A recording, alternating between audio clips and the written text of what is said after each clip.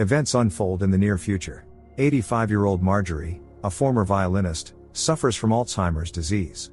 She is often disoriented. Now she is talking to her husband Walter, or more precisely to a younger version of him. The hologram of Walter, who died 15 years ago, has access to all of Marjorie's memories, so it can hold a full conversation. This allows the woman not to forget her past entirely, although many events have already vanished from her mind. The couple have a daughter, Tess. Marjorie never used to like John, Tess's perpetually busy husband, but at some point she changed her mind. At times Marjorie wants not to think about the fact that the man before her is not her real husband but only a projection. He keeps talking to her and reliably reminds her to take her medicine. Walter Prime is always ready to stay by Marjorie's side, for he is all the time in the world. Meanwhile Tess and John are on their daily run along the beach. She says that she still does not like the Prime service. John objects, saying that for Marjorie it is more beneficial than watching television. Then the couple visit Marjorie, who has fallen asleep by that time. Tess teaches at the university and is a rational person by nature, yet there are certain things she is not willing to accept. Seeing Walter's hologram irritates her. She does not like seeing here a computer simulation pretending to be a younger version of her late father. Worst of all, Marjorie fully accepts this, as does John. The man begins to suspect that Tess is simply jealous. At first the woman denies it, but then she admits that it hurts her that her mother is kinder to some hologram than to her own living daughter. All of this is simply a farce. Marjorie wakes up and interrupts the conversation. Many of her memories are already tangled. At times she cannot distinguish dreams from the past. Whenever Marjorie doubts what is true and what is not, she wants to ask Walter. And in those moments Tess reminds her that he has been gone for 15 years. Marjorie objects, saying that she means the other Walter, Walter Prime. Things are not as bad with her as they might seem. Julie, the housekeeper and caregiver, arrives. Walter Prime asks John to tell him more about his own life story, since the obituary contains so little information. John explains that Walter worked in investments and was good at it. Marjorie rarely talks to the hologram about this, which is why he turned to John. Tess and her husband moved here 10 years after Walter's death to help Marjorie, who had been struck by the illness. The couple concluded that it would be best if Julie met Walter Prime, which in fact is what happens. Later Tess and John, caught in a downpour, take shelter from the storm in a local club restaurant.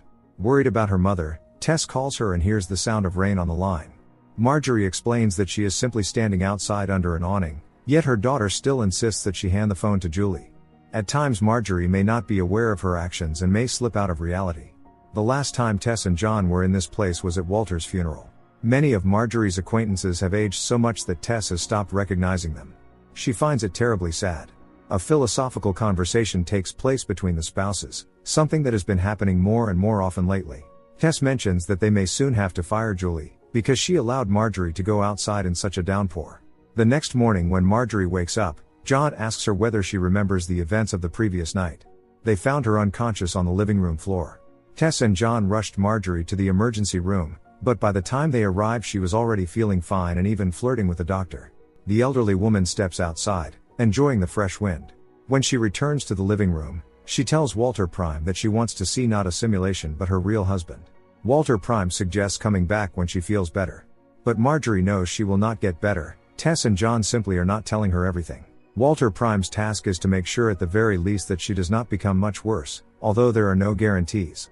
Marjorie misses playing the violin so much. Her mind remembers everything, yet her hands no longer obey her because of the illness. Walter Prime says what a wonderful woman she is for deciding to spend her whole life with him. Later, as usual at this time, Tess and John arrive to check on her. Suddenly Marjorie asks whether Damien is asleep. Nervously, Tess answers that Damien is not here. The woman's anxiety and displeasure grow stronger when she notices a Bible, even though Marjorie is an atheist. The elderly woman explains that Julie brought the book to share her faith. Supposedly it helped the girl cope with the loss of her father back in the day. Tess is irritated that the caregiver is feeding Marjorie her stories, bringing her cigarettes while the elderly woman is in such a helpless state. It looks like an attempt at manipulation.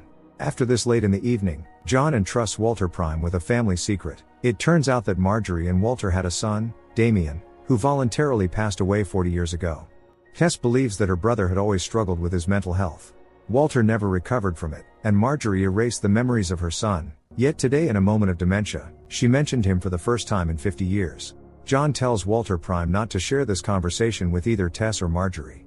There is no need to stir up the past. But John felt Walter should know, so that he could resemble the original as closely as possible. Later, Julie tells Walter Prime that Marjorie often does not recognize who she is. One day they may be strangers, another day, old friends. At times Julie feels just as lost. Next we see Walter and a young Marjorie. It was the day he proposed to her. Marjorie had a happy life. And even now at sunset, she is surrounded by the love of her family, though she still misses Walter. Her youth is gone forever and cannot be returned. Just like Marjorie herself. One rainy evening, mother and daughter talk on the couch in the living room. Everything seems fine, yet Tess struggles to pretend that the figure before her is not her mother but only a simulation. John insisted on this, believing it would help his wife cope with the loss. When Marjorie Prime asks whether she has any other children, Tess replies that she does not. But Marjorie does have a granddaughter. Her name is Raina, she is 23. Like her grandmother, Raina is a musician. Tess is not speaking to her daughter at the moment, because Raina's therapist advised it. And Tess cannot bear the thought that an absolute stranger has the right to give such instructions. For now Raina stays in touch only with her father. Marjorie Prime wants to learn as much as possible about her life. Tess explains that her parents loved each other very much, but over time the age difference in their relationship became noticeable. Walter was older. Tess wishes she could remember her mother as she was before the illness. Marjorie Prime objects, saying that it will remain impossible until she learns enough about her own life. And Tess tells her about Walter, about the fact that he existed in the form of a prime during the last year of Marjorie's life. Perhaps she wanted to see him younger and more handsome. Marjorie Prime tries to comfort the so-called daughter. Tess finds it both sad and funny to think that a computer simulation is pitying her. When she wishes her mother good night, Marjorie Prime disappears. The line between reality and simulation grows thinner and thinner. The next day Tess and John sort through Marjorie's belongings and find a letter written 50 years ago by Jean Paul, who confessed his tender feelings for her. There are other letters as well, written after Walter's death. Jean Paul hoped that Marjorie would reciprocate and that their age would not stand in the way. But Marjorie never replied to a single letter. Perhaps she did not want Jean Paul to see her aged, so as not to break the spell. In her memory she remained forever young, beautiful and unattainable, like a dream. Among the belongings the couple also find a photograph of Damien. At times Tess hates her brother for taking with him a part of their mother's soul. Tess was 6 years old when it happened. And she cannot understand why her mother could not love her as deeply as she loved Damien. John tries to comfort his wife, telling her that she is wrong. Marjorie loved her daughter very much. The death of the elder son simply changed her. Tess once again turns to Marjorie Prime, searching for answers. They never liked the same things, yet at least now they can listen to the same music.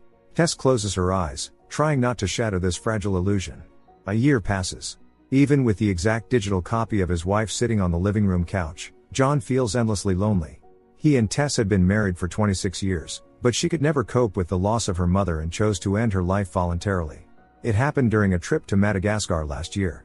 John had hoped the journey would distract his wife, but it did not. And he feels so sorry that Tess never had time to mend her relationship with their daughter Raina. Now while speaking with Tess Prime, John realizes that his wife had been right. This is nothing more than an image. In essence he is talking to himself. Tess Prime asks him to remember how they got married. The more information there is about their past, the more believable the simulation will be. John sinks into the past, into the day of their wedding. It was one of the happiest moments of his life. One day he brings home 10-year-old Raina's adoptive daughter, named after Marjorie. The girl had very much wanted to meet her grandmother, yet during Tess's lifetime this chance had never arisen. Many years pass, and John has grown very old. His granddaughter takes care of him. In the same living room Walter Prime, Marjorie Prime and Tess Prime talk, reminiscing about the past. They have all the time in the world to discuss whatever they wish. When Walter mentions Damien, he realizes too late that he should not have done so, and apologizes to Marjorie and Tess for upsetting them. Marjorie Prime replies only that it is a good thing they are able to love someone. Don't forget to subscribe to our channel not to miss more exciting new products. Also, the authors will be pleased if you leave your opinion in the comments.